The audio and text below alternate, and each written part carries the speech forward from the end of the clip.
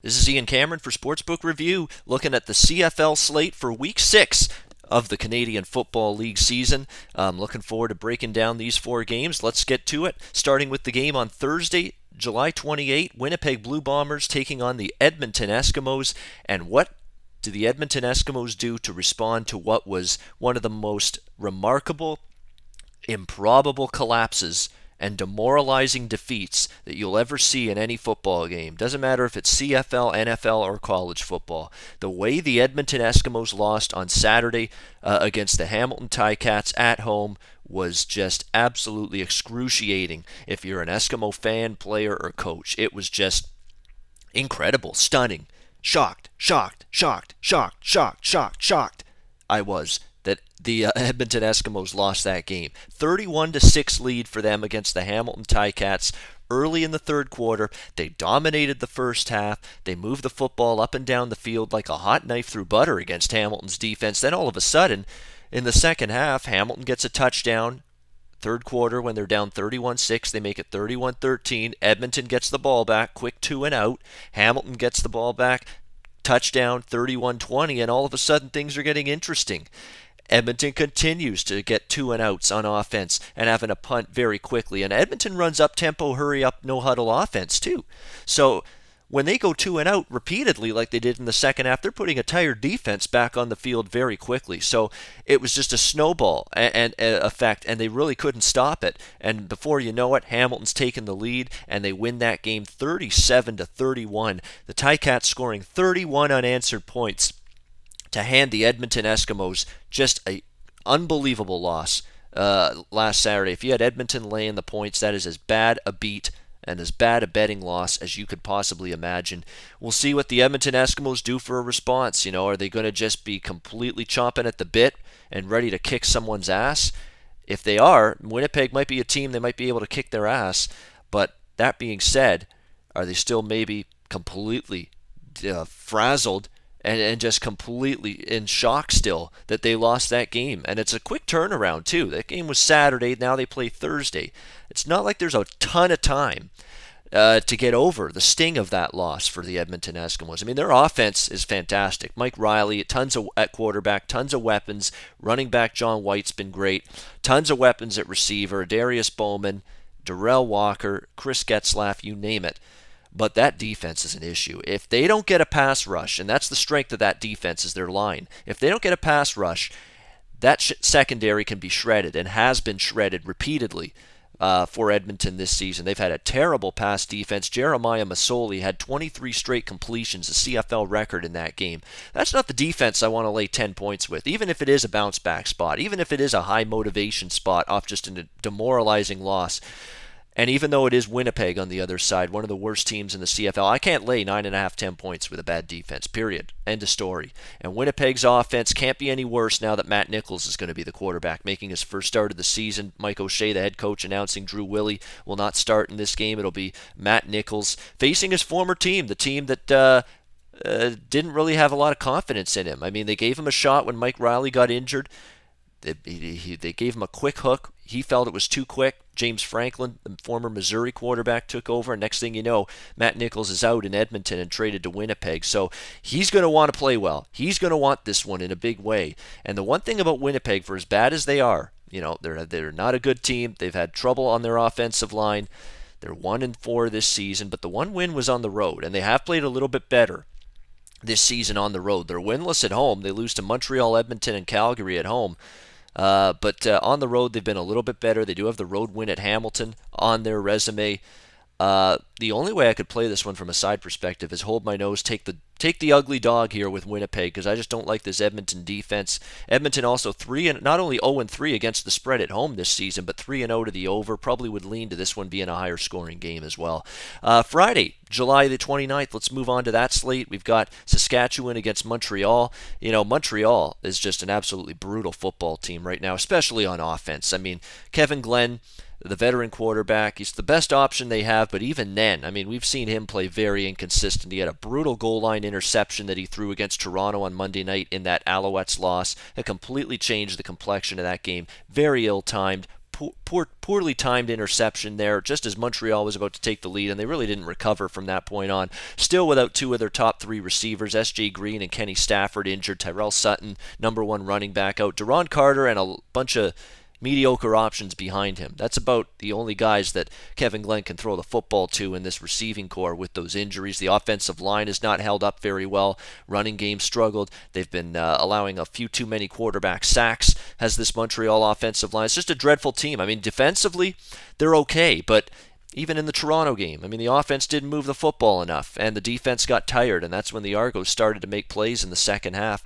I don't want to endorse Montreal here as a favorite, that's for sure. It's a team not playing well this season. Defensively, again, they're decent, but again, with the offense completely stalling, it seems, time in and time out, it's a bad scenario, and they're already 0-2 this year at home. Montreal's lost, to Hamilton and Ottawa at home, and they've lost those games by a combined score of 59-20. So they've been just brutal in two home games. Saskatchewan, on the other hand, started the season 0-3, finally got off the schneid. The first win for Chris Jones as head coach and GM of the Saskatchewan team last week, a 30-29 win over Ottawa. Mitchell Gale taking over for injured quarterback Darian Durant, and he will be the starter again this week. Durant not ready to go, so it'll be Mitchell Gale making his second straight start at quarterback for Saskatchewan. Give him credit. He played well. No interceptions. That's the best part of his stat line. You'd think of a guy making his first ever CFL start may want to force some things, make some bad decisions. That didn't happen. He protected the football, gave his team a chance to win, and made the plays when he needed to, and beat a very good Ottawa team last week at home, 30-29. So maybe a win that Saskatchewan can build on. Saskatchewan, finally gets that first win. They can relax a bit, take a deep breath, get some confidence from it.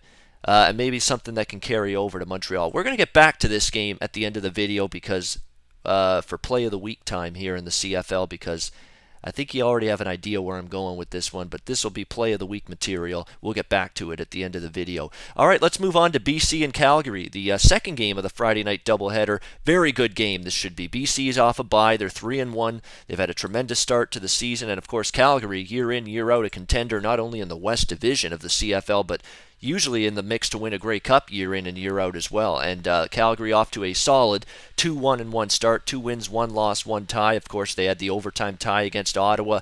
The loss was to this BC team in Week 1 in BC, 20-18, so it's a revenge spot here for the Stampeders at home, looking to earn some payback for losing to BC in Week 1. We'll see if they're able to do it. Bo Levi Mitchell, pretty solid quarterback, great numbers this year, over 65% completions, 8 touchdowns, 2 interceptions. The defense does have some concerns. They've got cluster injuries on the defense, specifically along the defensive line. That's something that definitely we're going to have to monitor going into this game. And this BC team off a bye, they've been playing great football, 3-1. Before the bye, they had a nice road win at Saskatchewan. They're 2-0 straight up and against the spread on the road, actually, this year. BC winning at Hamilton and at Saskatchewan. Jonathan Jennings has been a little bit inconsistent. They've really needed the defense to carry them to victories so far, and that defense has been spectacular for BC. One of the best defenses so far in the CFL. But Jonathan Jennings, the dual-threat quarterback, he's still finding his footing. He's still trying to find more consistency, but he had his best game, I think, of the season against Saskatchewan in that 40-27 win before the bye. So that's a very positive sign for him. It's a very interesting game. I mean, Calgary is a tough team to bet against at home. They've been very, very good at McMahon Stadium over the years. Of course, they've only had, I believe, the one home game this year. Yes, I mean, the first 4 home games, 3 of them have been on the road. Of course, the one home game against Winnipeg, and they win that game and cover 36-22 as double-digit favorites. Tough to bet against Calgary at home and looking for revenge considering they lost to BC in Week 1. But, you got a good BC defense getting this amount of points. That's also a tricky proposition to bet against, too. Should be a fascinating game here in the end. Lions and Stampeders, 2 teams I think are going to be battling all season long for supremacy in the CFL West Division. And we wrap up week number 6 in the CFL on Sunday. Sunday, July the 31st with Toronto against Ottawa. East Division battle. This is a tough situation here for Toronto.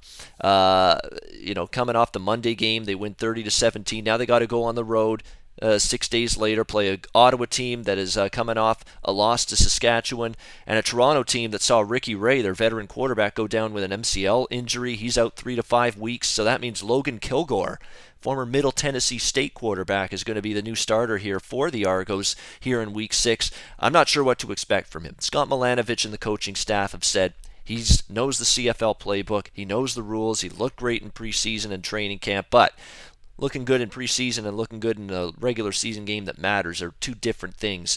And he sort of struggled a bit when he came in for Ray late in that game against Montreal on Monday. So we'll see how Kilgore does in his first CFL start here against Ottawa. And on the flip side, Ottawa's got quarterback concerns of their own. Trevor Harris, who was just marvelous for them, got injured last week. He won't play. He's week to week. But Henry Burris, the 41-year-old veteran, is back in the saddle here for the Red Blacks, and he'll be on the field as their quarterback for this game, ready to return off the 6-game injured list with that hand injury. So having Henry Burris back, great timing with Trevor Harris out. Although Brock Jensen, you got to give him credit. He played well for Ottawa, even in defeat against Saskatchewan last week in a tough circumstance. So again, Henry Burris back. Will he be rusty? Coming off that injury, we'll see. But it's a very tough game. I think it's pretty expensive to lay. Sounds expensive, like the Enterprise Rent-A-Car commercial says. Sounds expensive to lay the price here with Ottawa laying 9.5, 10 in this game. But if you really want to endorse Toronto, with Logan Kilgore making his first start and some injuries on defense as well for that Argos team, so that's definitely a concern in this game. If Kilgore can play somewhat halfway decent, there might be value to look over the total in this game. It's a low number, 49.5, 50 with the total, so maybe a lean to the over in this game, but tough to call from a side perspective. All right, we're going to wrap up my CFL Week 6 betting preview video here for Sportsbook Review. It's Play of the Week time for Week 6. We're 3-2 with our CFL plays of the week. We had a nice winner with Hamilton and Edmonton flying over the total last week of 55 in that 37-31 game for a Play of the Week winner last week. See if we can make it 2 in a row with the Play of the Week here in Week 6. We're going to go back to the Saskatchewan-Montreal game on Friday night, July 29th. I'm looking at the numbers. There's a lot of variation in the line right now, so make sure you shop around for the best number. But it looks like the best available line right now at Chris is with Saskatchewan is plus 2.5, and that's the way we're going to look. We're going to take game number 303, rotation number 303, the Saskatchewan Roughriders plus 2.5 against the Montreal Alouettes. Montreal's awful right now. Their offense is completely in shambles regardless of who the quarterback is. They've got cluster injuries at receiver. The quarterback play has been erratic. The offensive line has struggled. They're 1-3 this season. They're 0-2 here at home. They have very little home field edge so far this season here at Percival Molson Stadium. And it's also worth noting, too, Montreal played Monday against Toronto. Now they got to play Friday. A very short turnaround.